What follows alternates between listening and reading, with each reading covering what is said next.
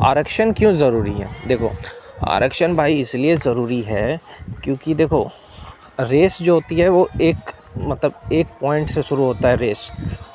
तुम्हारा पॉइंट देखो, उनका पॉइंट देखो, उनके घर की स्थिति को देखो, तब जा कर के आरक्षण को मिटाने की बात करना भाई। आरक्षण को मिटाने की जो बात करते हैं, पहले रेस देखो ना। तुम्हारे बाप को देखो, ब्राह्मणों को देखो, तुम्हारा बाप कभी भी उनके बाप की तरह खेत खलिहान में काम नहीं करेगा। तुम्हारी माँ ठंडे में बैठी रहेगी, उनकी माँ झाड़ू पोछा बर्तन सब कुछ करती है दूसरे के यहाँ जा कर के। उनकी बहन पानी भरती है। तुम मेहनत की बात करते हो कि अरे खैरात में मिल गया आरक्षण। उनके माँ बाप जितना मेहनत करोगे तुम, हाँ, और वो लोग काम भी करते हैं, पढ़ाई भी करते हैं। सोचो, जिन्हें तुम इस नज़र से देखते हो भाई, काम भी करते हैं, पढ़ाई भी करते हैं, दोनों काम साथ में होता है। इसलिए रेस अगर एक लाइन से स्टार्ट हो ना तो आरक्षण खुद ख़त्म हो जाएगा। तुम उसके बाप की जगह कहीं कुली चपरासी का काम करो, तुम्हारे बाप से बोलो कि घर छोड़ करके उनके बाप की तरह खेत खलिहान जाए, तो अपनी माँ से कहो उनकी माँ की तरह झाड़ू पोछा बर्तन करे। अपनी बहन से कहो नहीं, तुम अपनी जाति दे दो, आरक्षण ख़त्म। तुम दर्जा दे दो ना बराबरी का। जो लोग भी कहते हैं ना आरक्षण ख़त्म होना चाहिए, ये इन लोग को मिल जाता है आरक्षण खैरात में, ये वो, तुम अपनी जाति दे दो ना उनको, बराबरी का हक दे दो, आरक्षण ख़त्म हो जाएगा ना। मंदिर में पुजारी सिर्फ ब्राह्मण ही क्यों बनेगा? ये सोचो, मंदिर में पुजारी किसी दलित को बनाओ, क्यों नहीं बनाते? ये जितनी बराबर में बैठ के खाना खाओ। आरक्षण ख़त्म करने वालों, बराबर में बैठ के खाना खाओ। जहाँ पे कोई दलित बैठा है वहीं पे तुम भी बैठो और खाना खाओ। है तुम्हारी औकात? नहीं, आज भी तुम उसको छोटी सोच से देखते हो। 100% सही है, उनके बाप की तरह खेत जा कर के भैंस चराओ और दलित औरतों की तरह तुम काम करो, आरक्षण ख़त्म होगा। बराबरी का हक नहीं दिया तुमने ना, ये बात है ना। आरक्षण ख़त्म कैसे होगा? तुम अपनी जाति दे दो, बराबरी का हक दे दो उनको, आरक्षण ख़त्म। क्योंकि बाबा साहब अम्बेडकर जानते थे,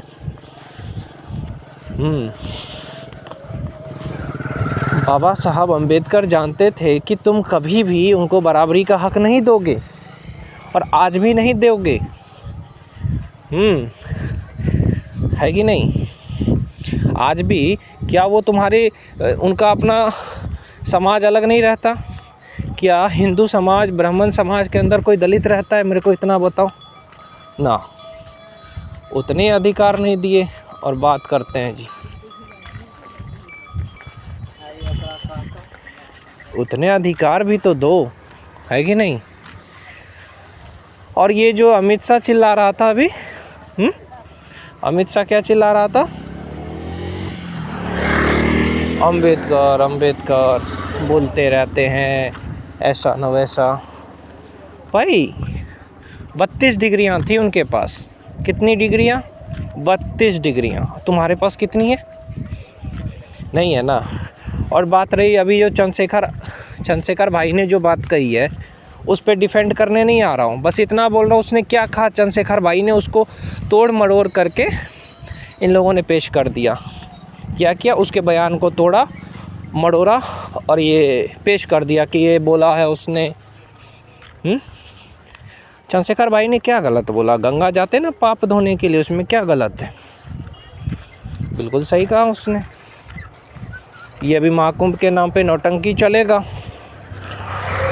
महाकुंभ के नाम पे नौटंकी करके पैसा लेगी सरकार और तुम्हें क्या मिलेगा? बस इतना सही तो बोला है।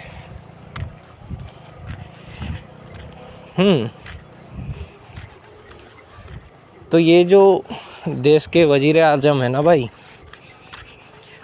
ये जानते हैं वजीर आजम कि हम इनका शोषण नहीं कर सकते दलितों का, तो ये फिर मुसलमान पे आ जाते हैं। खुद ही देख लो देश में अभी 10 साल से क्या चल रहा है, आप खुद समझो। इस बात को थोड़ा सा डिटेल में समझना।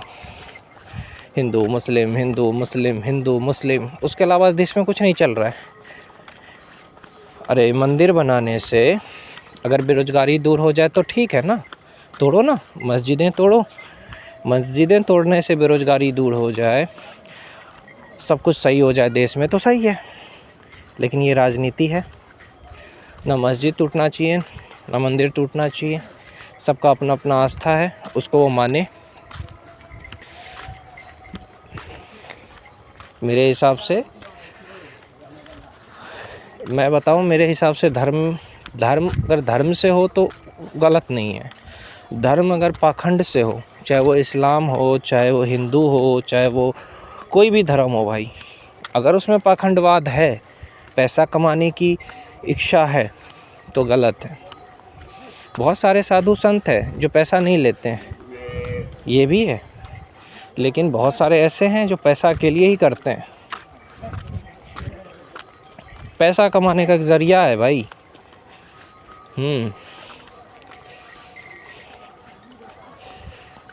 बहुत बेहतरीन तरीका निकाला इन लोगों ने, पैसा कैसे कमाए।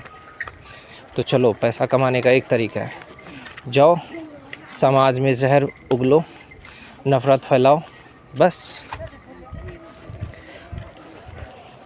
5000 साल से शोषण हुआ था, क्या ये बात सही है? बिल्कुल सही है।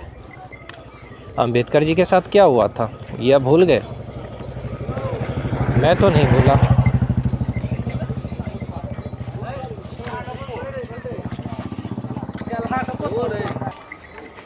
मुझसे ये पूछने वाले लोग भी बहुत सारे हैं जो आप अपना चेहरा क्यों नहीं दिखाते, हाँ, ताकि मेरे ऊपर डेथ थ्रेट आ सके।